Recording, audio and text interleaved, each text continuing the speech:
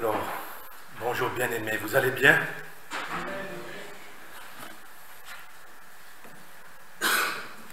Alors, ce temps-ci, j'étais en train de méditer sur l'Église, c'est vrai, sur nos vies spirituelles. Et nous savons tous que, et plusieurs prédicateurs aussi prêchent cela, c'est que la clé, je pense, principale à la croissance, notre croissance spirituelle, personnelle, ou la croissance spirituelle d'une Église, c'est la prière. Parce que la prière, c'est la communion avec Dieu. On va voir peut-être tout au long de ce partage ce qu'est la prière. On aura quelques réflexions sur la prière. Mais vous voyez l'état. Depuis que je suis ici, je n'ai pas vu beaucoup de nouvelles têtes. J'ai vu des fois des nouvelles têtes, mais elles ne sont pas demeurées. Il ne faut pas, bien aimer, que l'Église devienne un club de rencontres sociales simplement. Et on ne peut pas, si vraiment tu aimes le Seigneur, tu ne veux pas que cela demeure ainsi.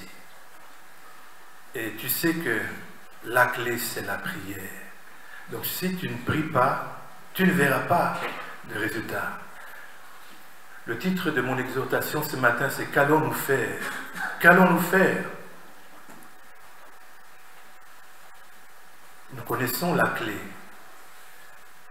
La prière de la foi, on verra, il y a pas mal de choses peut-être à se rappeler ou à découvrir. Mais l'important peut-être même, ce n'est pas de savoir ces choses-là, ou de se les répéter, mais c'est d'agir, c'est d'utiliser cette clé.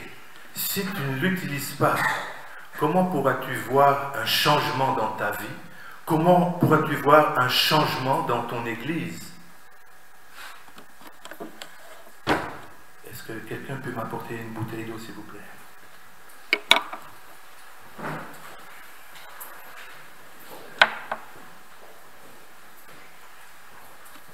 Dans plusieurs communautés, on parle de la dîme. Ce n'est pas notre sujet de ce matin, mais en faisant une parenthèse, parce qu'on dit « time is money », il y a certains qui ont... Enfin, c'est un proverbe qui existe, que tout le monde souvent utilise, et pour dire quelque part que le temps est monnayable. Et dans certaines communautés, on ira à dire qu'il faut donner aussi la dîme de son temps, au moins la dîme de son temps au Seigneur.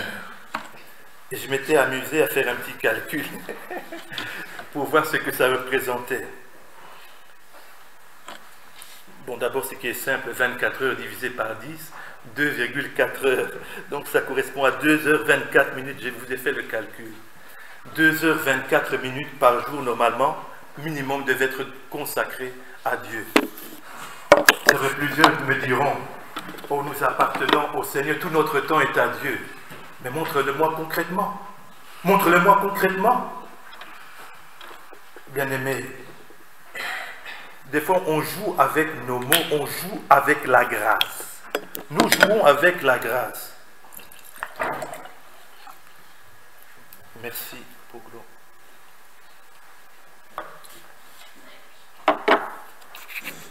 2h24 minutes à consacrer à Dieu par jour, ou 16h48 minutes par semaine. Bon, ce sont des petits jeux.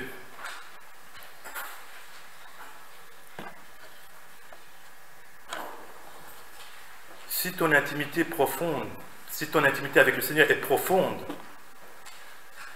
alors certainement tu seras poussé à prier à des moments de la journée et tu atteindras ce chiffre-là, de cette consécration de ton temps quelque part au Seigneur. Et on pourrait aller plus loin un peu dans ce jeu-là en disant, et la dîme de la dîme, c'est cette prière à Dieu. Donc peut-être dans ta consécration, tu donneras un temps pour la louange, un temps pour la méditation de la parole, un temps, je ne sais pas, pour faire l'aumône. Mais tes pensées seront tournées vers Dieu au moins ce temps-là, un minimum de ce temps-là. Et j'ai aussi calculé ce que faisait cette dîme de la dîme pour le minimum d'un temps d'intimité avec son Dieu tête à tête.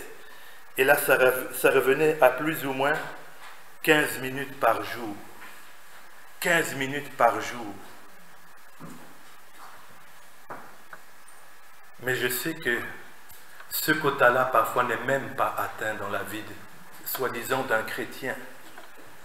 15 minutes par jour.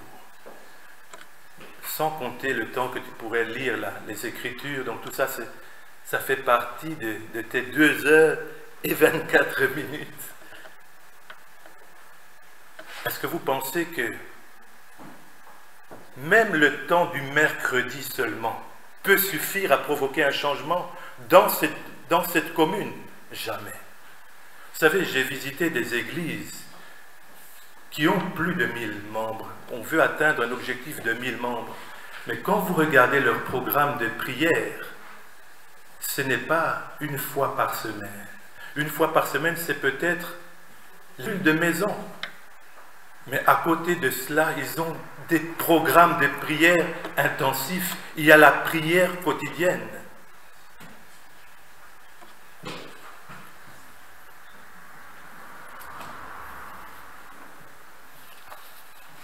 Vous connaissez ce passage dans le psaume où Moïse a dit « Apprends à bien compter nos jours, afin que nos cœurs acquièrent la sagesse. » Si tu veux la sagesse selon Dieu, il faut apprendre à compter. Le mot « compter » vient du verbe « mana » qui signifie aussi « ordonner ».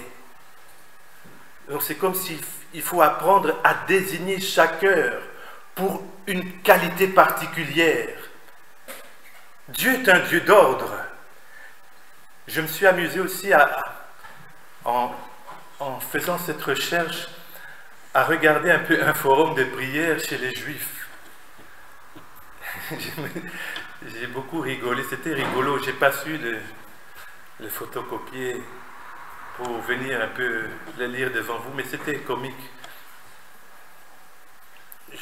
Je donnerai certains détails plus tard, mais lorsque vous regardez aussi pour un juif, l'homme pieux, et l'image est reprise dans Daniel, est celui qui prie 3 fois par jour. 3 fois par jour, c'est pour le jour ordinaire. Pour le Shabbat, c'est 4 fois par jour. Et pour certains événements spéciaux comme le Yom Kippour, c'est 5 fois par jour qu'un juif pieux ordinaire prie au quotidien. C'est vrai que la durée, j'ai eu du mal à trouver le temps qui correspondait à ces temps de prière.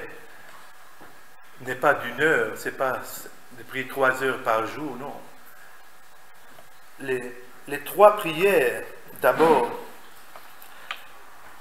bon, pour votre information, vous n'êtes pas obligé de retenir ça, elle s'appelle le Shaharit, le Minyan et le Harvit. Les 3 prières. Et j'ai eu du mal de trouver le minutage de ces prières-là, mais elles correspondent plus, c'est une moyenne, ça ne correspond pas réellement à cela, mais le Shaharit, qui est la prière du matin, l'office du matin, fait plus ou moins 30 minutes, 30 à 35 minutes. L'office de l'après-midi, Minyan, fait plus ou moins 15 minutes, et la prière du soir, ou Ma'ariv, ou Arvit, fait plus ou moins 10 minutes. Donc le tout fait 30, 15 et 10, 55 minutes. Donc en principe, un juif pieux va consacrer au minimum 55 minutes à la prière dans son quotidien. Et chaque office est relié au patriarche. Parce je ne sais pas si c'est la tradition ou c'est de la légende, chaque prière correspond peut-être à un temps particulier d'un de ces patriarches. ou d'un exaucement de la vie dans ce patriarche. L'office du matin est rattaché à Abraham, celui de l'après-midi à Isaac et celui du soir à Jacob. Parfois aussi on rattache celui de l'après-midi parce que c'est difficile l'après-midi à Josué, à la prière qu'il a faite quand il est entré dans la terre promise. Les rabbins essayent de trouver toujours une légende ou une explication pour encourager le peuple d'Israël à prier. Mais déjà là, ça peut nous donner à penser. Et ces prières-là, de l'office du matin, de l'office de l'après-midi ou du soir, sont liées quelque part aussi à l'offrande, les tamides qui se faisaient chaque jour, d'une manière, et qui était un ordre donné au peuple d'Israël de faire d'une manière perpétuelle devant Dieu. Au temple, on sacrifiait un agneau le matin et un agneau le soir.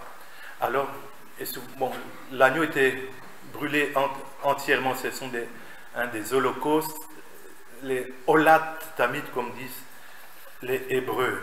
Donc il fallait que l'entièreté de l'agneau soit consumée. C'est pourquoi on brûlait un agneau le matin et plutôt l'après-midi, et le soir c'était pour incinérer les ossements, afin que tout soit vraiment brûlé et offert à Dieu. Ça vous pouvez trouver dans Exode 29, surtout le verset 39 qui parle de l'offrande perpétuelle à Dieu. Je pense qu'une église peut tirer au moins enseignement. Tout a écrit pour notre instruction. On peut tirer instruction de cette manière de faire. C'est vrai que si on entre encore dans les détails, j'ai été encore plus loin, j'ai été regarder un peu le contenu de ces fameux Shaharit, Minya et Arvit. Bon, je ne vous dis pas à nouveau de le retenir, mais simplement pour voir que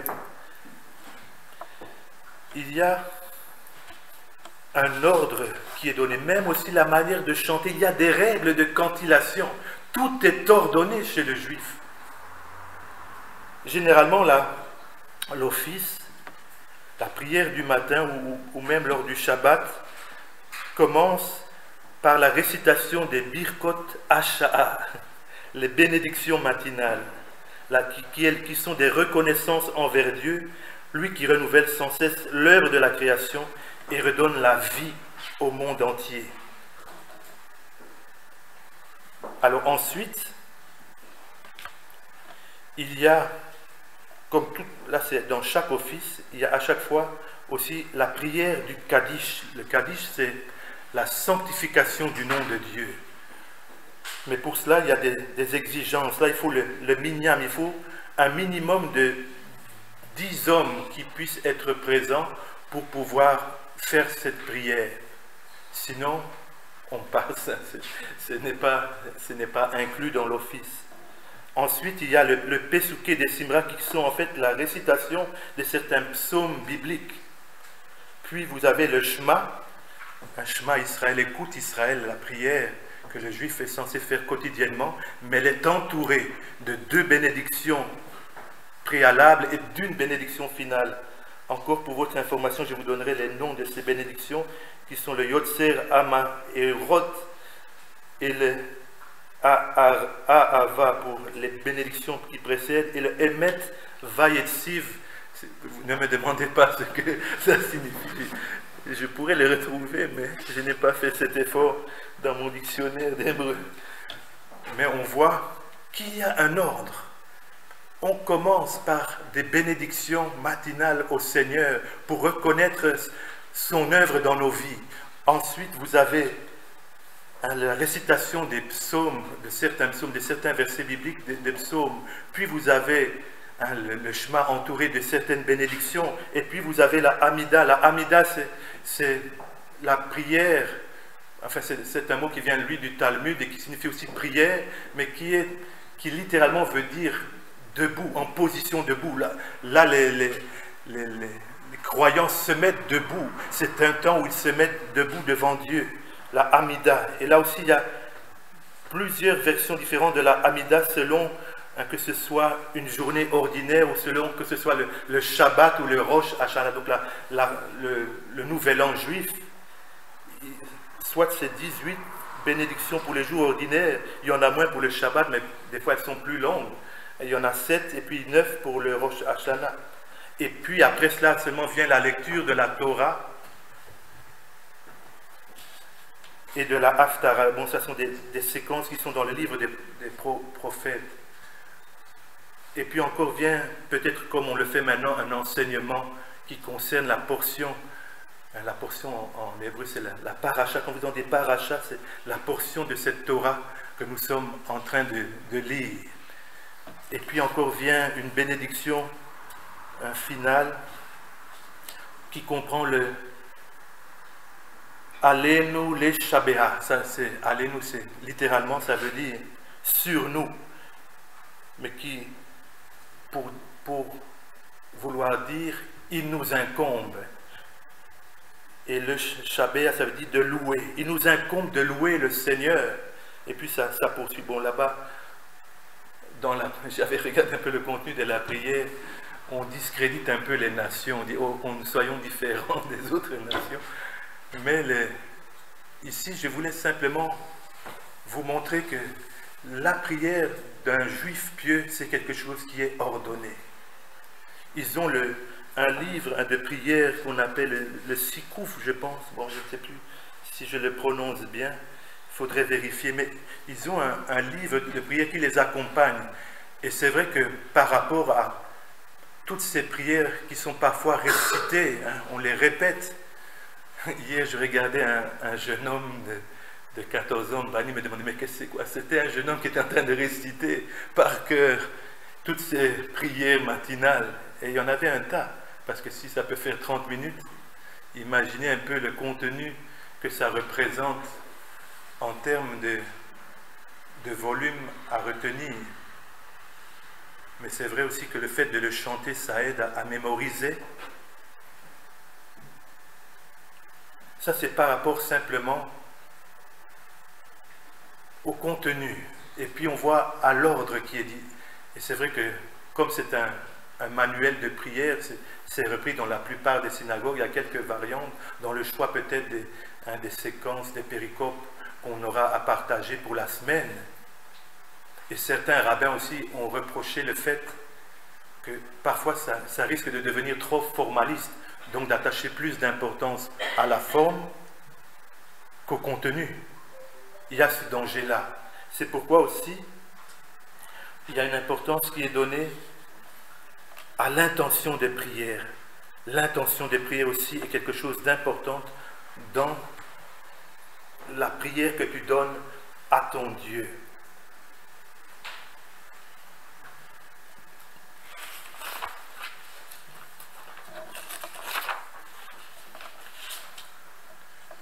Encore pour notre instruction, vous savez que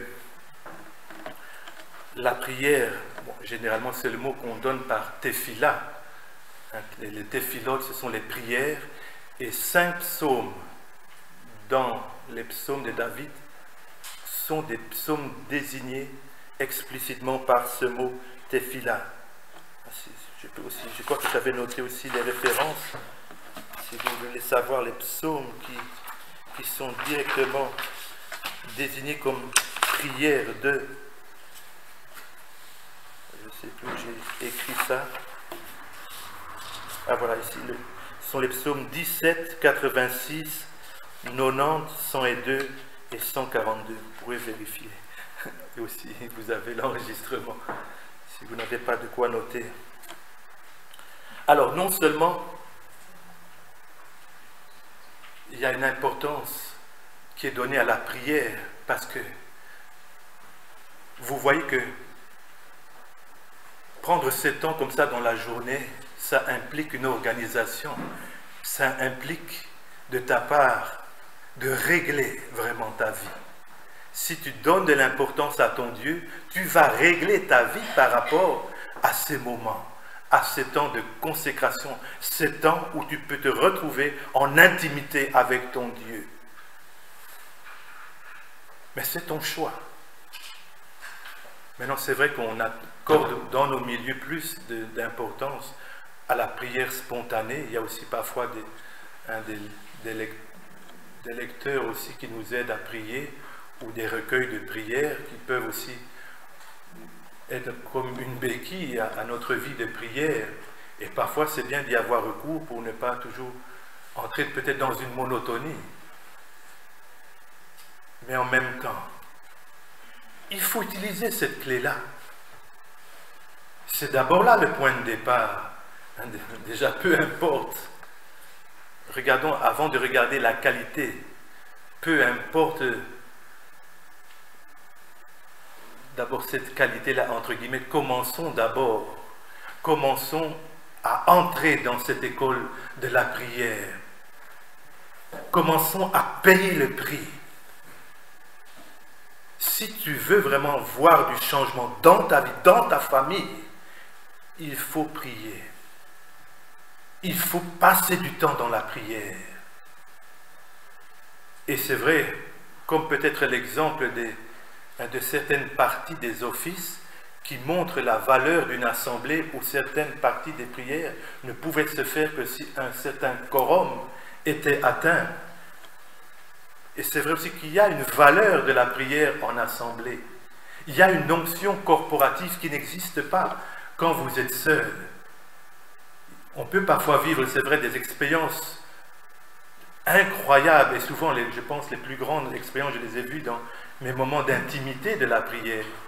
Mais il y a aussi des choses que j'ai vécues uniquement dans le corps, quand le corps était rassemblé. Il y a des onctions qui, des fois, ne sont pas atteintes quand vous êtes seul. Peut-être pas au niveau de la révélation, mais au niveau de la puissance d'action de l'Esprit de Dieu. Il y a des fois des onctions prophétiques qui viennent quand des assemblées prient. Quand des assemblées prient, il y a des onctions de guérison. Et des fois, il n'y a pas besoin d'imposer les mains. Parce que l'onction descend. Vous avez créé ce climat qui attire l'onction de Dieu. Vous savez que l'onction, c'est quelque chose qui s'attire. Ça ne vient pas comme ça par une petite prière répétitive. Ou bien quand j'ai envie de prier, ça, Seigneur, accorde-nous ton onction. Non, il faut payer un prix. Et parfois, là, vous voyez, cet ordre-là aussi implique des sacrifices, des sacrifices dans l'organisation de ton... Je reviens un peu aussi à ce forum que j'avais visité, où c'était quelqu'un qui s'adressait, un juif pieux, entre guillemets, qui s'adressait à un rabbin qui aidait dans la vie pieuse de l'individu.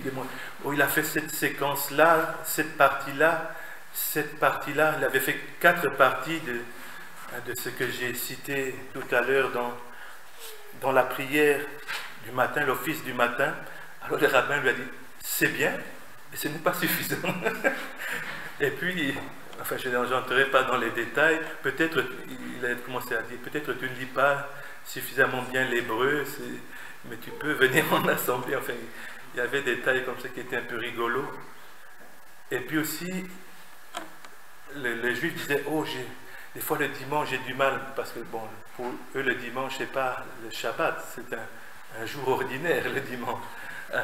J'ai du mal à me lever, et je me lève vers 11h, souvent je prends du temps pour me lever, je me lève vers 11h, et j'ai parfois pas le temps de mettre les téphilim, vous voyez un peu les bandes qui entourent les bras, et puis le manteau, le châle de prière. Alors le rabbin lui dit, ah ça c'est pas possible, ça c'est pas possible, parce que la prière du matin, enfin vous savez que chez les Juifs, on considère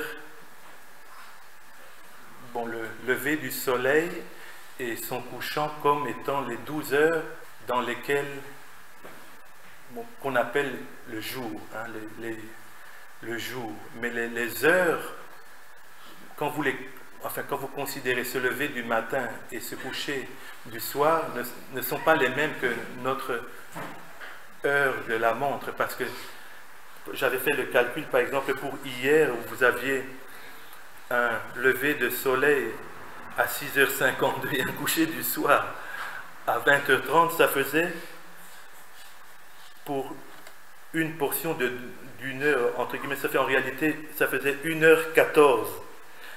Et pour le juif, normalement, il faut qu'il ait terminé l'office du matin au plus tard, au quart de la journée. Donc le quart de 12, c'est 3. Donc en théorie, il pouvait terminer au plus tard, j'ai fait ce calcul aussi.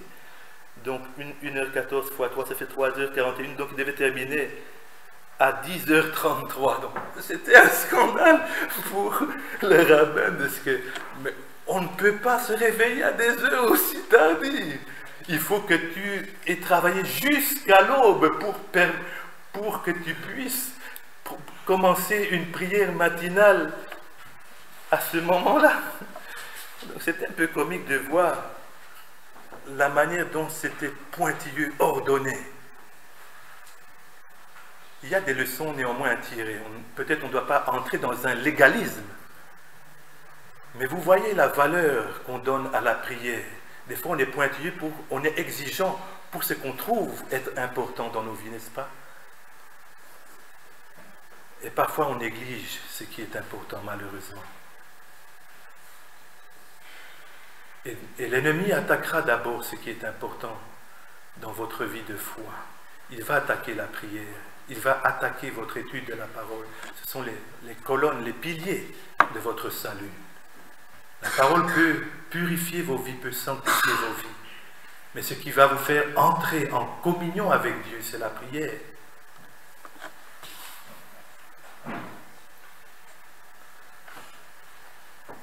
Encore une autre information. La prière, on sait que le mot le plus commun, c'est tefila. Et tefila vient du verbe palal, qui signifie évaluer, s'évaluer, se juger. Et j'avais aimé aussi ce passage dans le Nouveau Testament qui dit « Exerce-toi à la piété. » Exerce-toi à la piété. Et vous savez que l'exercice est tellement important pour un athlète. On prend souvent l'image de l'athlète ou bien de la discipline d'un soldat par rapport aux choses du monde. Et là aussi, quand je réfléchissais, mais l'exercice sert à quoi? Ça sert, une des grandes choses de l'exercice, un des grands rôles de l'exercice, c'est de nous aider à nous jauger. Où j'en suis aujourd'hui dans mon sport, où j'en suis aujourd'hui. Et puis aussi c'est vrai, un autre rôle sera d'augmenter, d'améliorer nos performances. On va peut-être regarder le record, peut-être pas d'abord du monde, mais déjà au niveau national ou bien régional. Si tu es un athlète qui veut se donner des performances, c'est ça que tu regardes. Mais là, on voit aussi que non seulement quand on parle des actes puis repris par Jésus, il y a la prière, le jeûne et l'aumône, mais on nous demande de nous exercer dans ces choses-là.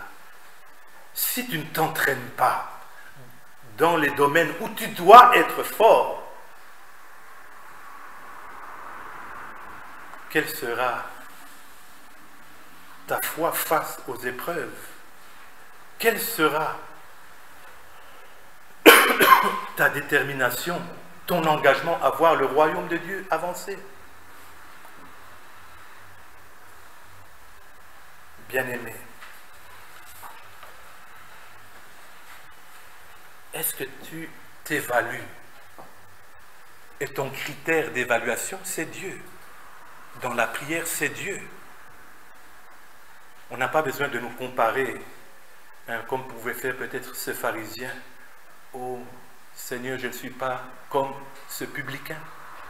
Non, c'est pas, on disait que c'est le publicain qui a pu retourner chez lui justifié. Dieu justifie, mais il ne justifie pas le comparateur. Il ne justifie pas le moqueur, l'orgueilleux.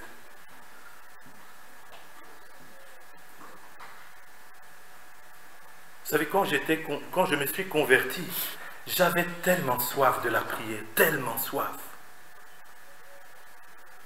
je me suis converti aux environs de ma vingtaine, j'avais je crois 23 ans plus ou moins. Mais j'étais prêt à payer des prix. Dans notre église, on louait un bâtiment, donc on avait quand même pas mal de réunions de prière. Mais j'avais soif, tellement soif. Alors j'avais entendu parler d'une église qui avait un programme aussi le matin. Et je m'étais donné cet effort-là d'aller chaque jour prier à la prière matinale. C'était la seule église que je connaissais qui avait ce programme-là. Et cette église est devenue la plus grande de Belgique. Ce n'était pas mon église, mais j'avais cette soif-là. Et parfois, moi j'étais étudiant à cette époque-là, et parfois je n'avais pas de quoi payer l'abonnement, mais j'étais prêt à marcher 1h30 ou 1h05, je ne me rappelle plus, entre 1h et 1h30 chaque jour pour aller à la prière, parce que je n'avais pas de quoi payer l'abonnement, je n'allais pas frauder pour aller prier. Ça n'avait pas de sens non plus. Ça veut dire, il y avait l'aller et le retour, plus le temps de prière. Bon, c'est vrai qu'à ce moment-là, je n'avais pas une occupation prenante. Néanmoins, j'avais choisi de consacrer ce temps-là pendant mes activités, au lieu de regarder la TV ou de zapper à d'autres choses. Mais la vie est faite comme ça de choix. Le temps, c'est un cadeau qui est donné à tout le monde et qui est le même pour tous. Une journée contient pour tout le monde 24 heures. C'est vrai qu'on n'a pas tous forcément la même durée à passer sur la terre. Néanmoins, à chaque jour suffit sa peine. Et nous tous, nous avons 24 heures. Comment vas-tu passer ta journée? Est-ce qu'en sortant d'ici, tu vas recommencer ton train-train quotidien? Ou bien tu vas dire, je veux accorder une place à la prière dans ma vie. Je veux utiliser cette clé qui peut changer ma vie, qui peut changer ma famille, qui peut changer mon quartier, qui peut changer mes amis. Voulez-vous que vos amis aillent en enfer? Si vous ne leur parlez pas de Jésus, il y a beaucoup de chances qu'ils iront. Mais si vous le faites sous l'onction de Dieu, Dieu va vous conduire encore dans ces choses-là. Et la seule manière d'avoir l'onction, la présence de Dieu, l'intuition, que vous croissiez dans cette sensibilité à l'esprit, c'est par la prière. Je ne peux connaître les choses de Dieu que par Dieu. Il n'y a que l'Esprit de Dieu qui peut me révéler ce qui concerne le Seigneur. Il y a des choses que Dieu connaît de chacun de nous parce qu'il est notre Créateur. En regardant ma sœur ou mon frère, je peux voir simplement ce qui est extérieur à lui parfois, comme on dit, les yeux sont le regard de l'âme. En voyant les regards, on peut voir, il y a de la souffrance. Je peux discerner un peu de choses, mais ça ne va pas plus loin. Mais Dieu connaît le contenu de cette souffrance. Il connaît peut-être aussi ce qui l'a provoqué.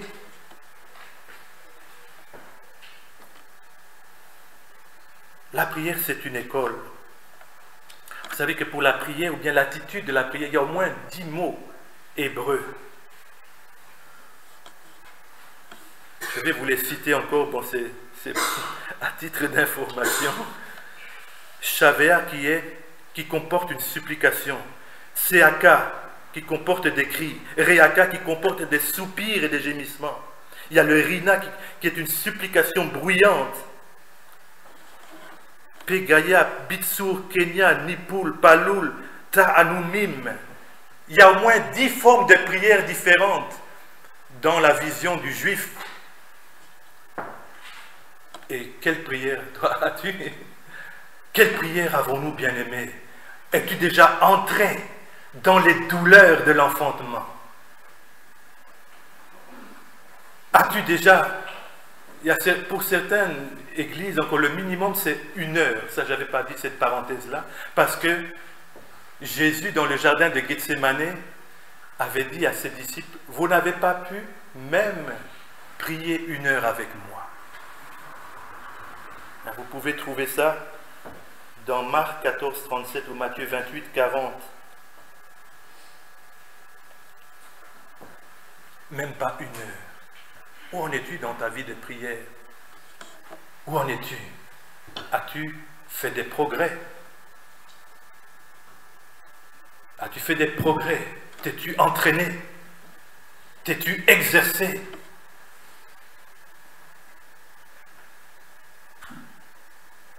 C'est seulement notre relation avec Dieu qui peut nous transformer. Celui qui s'attache au Seigneur est avec lui un seul esprit. Celui qui contemple le Seigneur est transformé de gloire en gloire jusqu'à la stature parfaite du Christ par l'Esprit. Il y a une puissance dans l'adoration. La contemplation, l'adoration est tellement puissante pour notre transformation à sa ressemblance.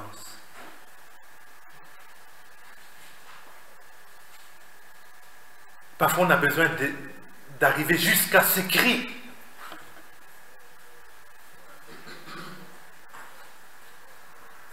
Parce qu'on entre on entre facilement dans une routine. La Bible dit que le péché nous enveloppe si facilement. Et le fardeau aussi. Le fardeau de la vie.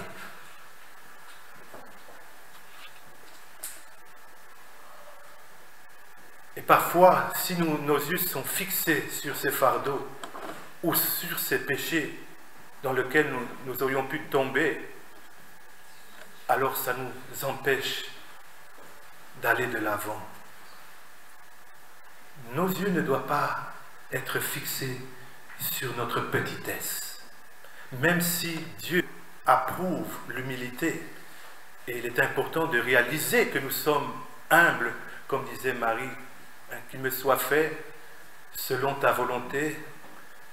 Moi, ton humble serviteur, enfin, je paraphrase, je n'ai pas ce verset en tête, mais il y a un rôle très important et il faut aussi rechercher ces qualités, ces vertus-là d'humilité. Mais nous ne devons même pas considérer cette humilité comme quelque chose que nous devons regarder à nous-mêmes, mais nous devons fixer nos yeux sur Jésus. C'est Jésus notre jauge, quelque part. C'est lui notre modèle, c'est lui qui peut nous amener. On a chanté de l'autre côté, de l'autre bord, déjà chanté ce cantique. C'est lui seul qui peut faire cela. C'est lui seul qui peut bâtir son église. C'est lui qui soutient tout l'édifice. C'est lui la pierre angulaire. Pourquoi nous sommes là le dimanche? Parce que nous fêtons la foi, parce qu'il faut entrer dans la puissance de la résurrection. Et c'est le dimanche qu'il est ressuscité, c'est pourquoi aussi nous célébrons la résurrection, en fait, chaque dimanche. Mais est-ce que tu connais la puissance qui est liée à la résurrection?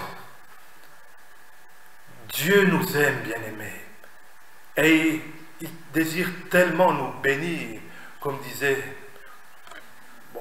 un homme de Dieu que je lisais par rapport à la croissance de l'Église. Mais qu'est-ce qu'on lui présente? Est-ce qu'on lui présente une petite coupe de café alors qu'il voudrait nous inonder comme de torrents, comme on l'a chanté? Il voudrait tellement nous remplir. Est-ce que tu vas continuer à lui présenter une petite coupe? Ça va déborder à côté. Mais toi, tu seras béni par ta petite coupe. Présente-lui des citernes, présente-lui des Boeing qu'on peut remplir. Il faut changer notre vision du Seigneur. Nous entrons dans des routines, dans des carcans. Nous nous lions nous-mêmes. Nous nous bloquons nous-mêmes en acceptant une vie ordinaire, monotone. On n'est pas appelé à ça, bien-aimé. Tu peux être cette source de bénédiction qui bouleverse ton quartier, si tu le veux. Mais veux-tu payer le prix?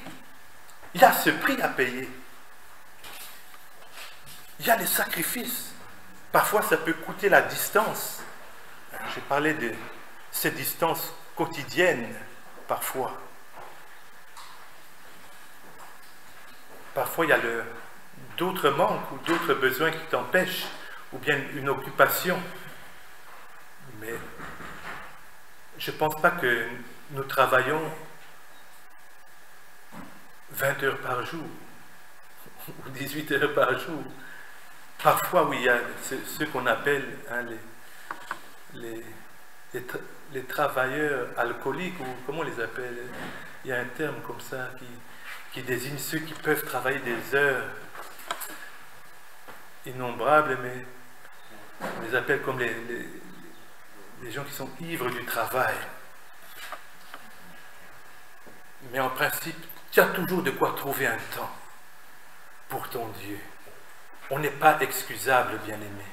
Nous ne sommes pas excusables.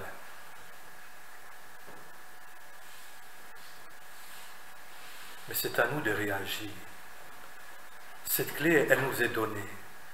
Comme Jésus avait dit à Pierre, ce que tu liras hein, dans le ciel sera lié sur la terre. Il y a des capacités qui vous sont données à vous. Peut-être le salut d'une personne qui habite dans la même rue que toi t'est confié, mais tu n'écoutes pas. Et pourtant, une prière peut changer les choses. Vous savez que lors des attentats, j'avais un neveu qui avait l'habitude de prendre ce métro-là à ce moment-là, de Malbec. Mais la veille, je ne sais pas pourquoi, bon, on priait avec Bani et bon, des fois on nomme pas toujours les personnes pour qui on prie, des fois on nomme, mais ce jour-là, elle avait prié spécialement pour ce garçon. Je pense que Dieu aussi veut nous aider à prier. Elle nous aide dans nos prières, elle nous aide. Cet enfant n'est pas, je ne peux pas dire, est un, bon là, on peut dire c'est un homme, même il a 22 ans, il n'est pas pieux. Mais Dieu l'a protégé, peut-être sans qu'il le sache, parce que quelqu'un a prié pour lui. Et si nous ne sommes pas sensibles, peut-être il aurait pu être dans les victimes comptées à ce jour et notre famille aurait été dans le deuil. Bon, ce sont des exemples. Peut-être aussi Dieu peut permettre qu'on passe par des souffrances. Dieu connaît. Mais néanmoins,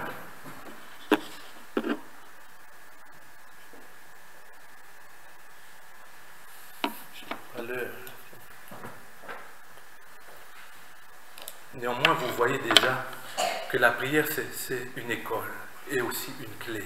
Il y a plusieurs attitudes différentes.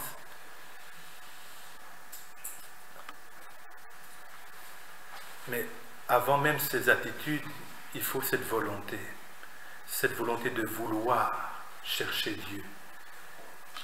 Combien de fois souvent Dieu répète que Dieu s'étonne, il n'y a personne qui le cherche.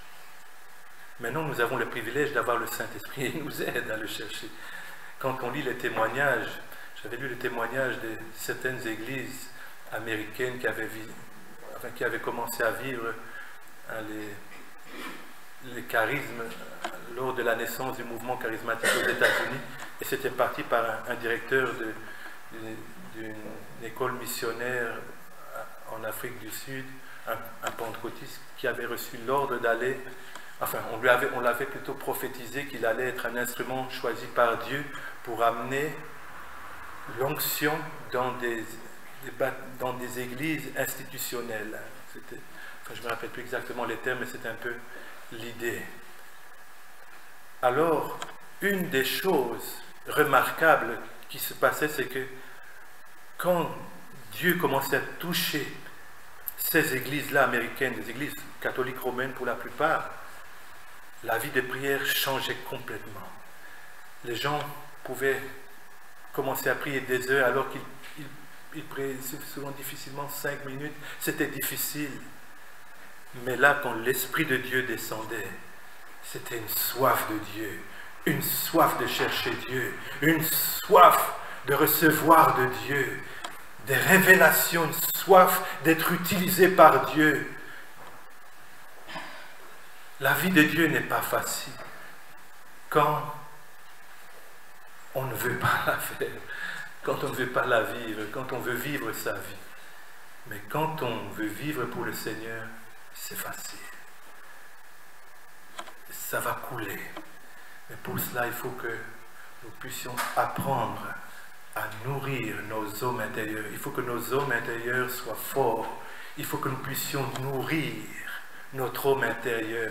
Non pas seulement nourrir nos corps ou nos âmes, mais nourrir nos hommes intérieurs. Accorder de la valeur à nos esprits. Nous sommes des esprits qui avons une âme et qui vivons dans un corps. Vous savez que ce corps est poussière et retournera à la poussière.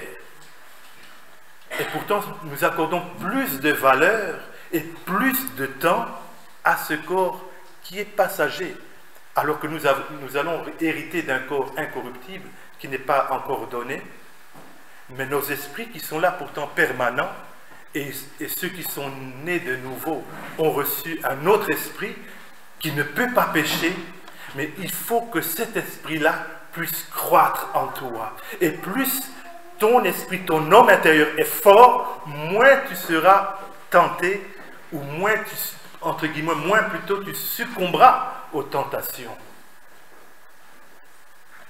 Et ce sera avec facilité que tu feras l'œuvre de Dieu, parce que tu ne t'appartiendras plus à toi-même, non pas seulement avec des mots, avec des chants qu'on peut chanter, mais dans une réalité vivante et permanente que tu vis au quotidien avec ton Dieu.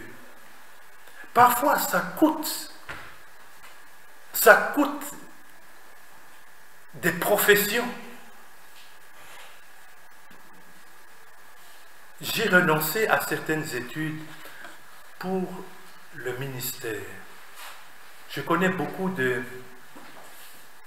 d'hommes de Dieu qui ont abandonné, qui ont renoncé à leur profession pour suivre le Seigneur. Et parfois ça coûte. Et ça a des conséquences dans la vie du quotidien. Ce n'est pas toujours facile. Mais si tu es prêt à cela, Dieu peut te bénir infiniment au-delà de ce que tu as pu lui sacrifier, entre guillemets. Dieu est celui qui peut élever n'importe qui d'entre nous. Il peut élever celui que jamais tu ne parierais un scène, comme on dit parfois aussi, sur ce type-là, ou cette type-là, enfin je ne sais pas comment on dit. Dieu peut faire infiniment, comme dit les Écritures, au-delà.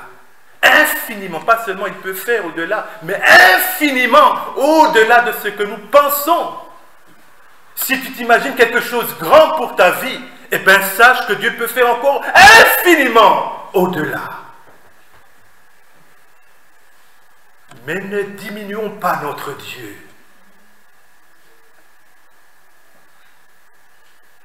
Ne regardons pas simplement aux choses que nos yeux physiques voient. On donne souvent aussi l'importance à la vision. Et la vision, j'avais mis une de ces définitions, c'est commencer à voir ce qui n'est pas apparent. C'est ça aussi la vision. C'est de commencer à voir ce qui n'est pas encore apparent dans la réalité de ton vécu maintenant. Parce que ce que tu vis maintenant n'est pas forcément la réalité que Dieu voit pour ta vie. Et le visionnaire, c'est celui qui sait voir plus loin. Mais vous voyez que même par rapport à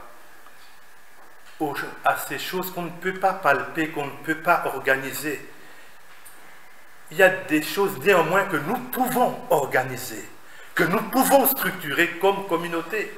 On peut structurer une prière matinale, on peut structurer un office du soir ou un programme de prière intensif. Beaucoup d'églises ont des prières de jeûne de 40 jours. Pas forcément que la personne va prier elle-même les 40 jours. Parfois, on se les partage. Il y a plusieurs manières de procéder. Mais l'important, c'est de nous exercer. Il faut commencer. Si on ne commence jamais, on ne verra rien.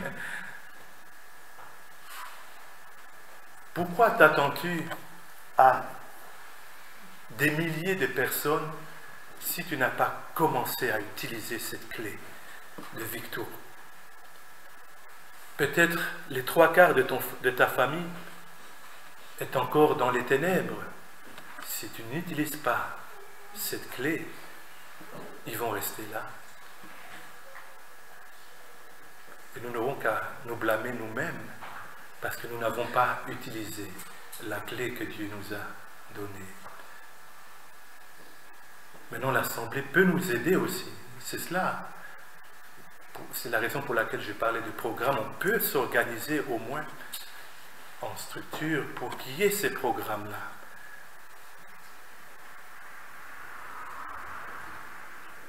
C'est vrai que dans la vie juive aussi, le rabbin choisit l'officiant du jour. Ce n'est pas forcément la même personne qui va diriger le programme de prière chaque jour. Il n'y a pas de super spécialiste de la prière, quoique je crois qu'il y a quand même une école où on peut progresser. Il y a des Élisée qui pouvaient dire à son serviteur Géasi, regarde maintenant, parce qu'il a prié pour qu'il lui ouvre les yeux, afin qu'il voie l'armée de l'Éternel qui était avec eux, qui était beaucoup plus grande que l'armée, pourtant innombrable, des Syriens qui se présentaient devant eux. Il y a une école aussi.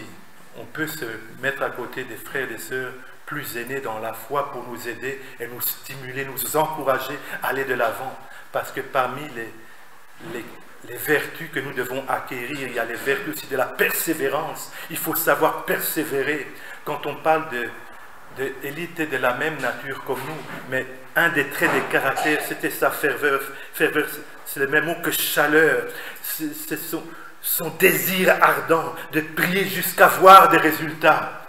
Comme le mot dit, percez et vous verrez. Persévérance. Percez et vous verrez.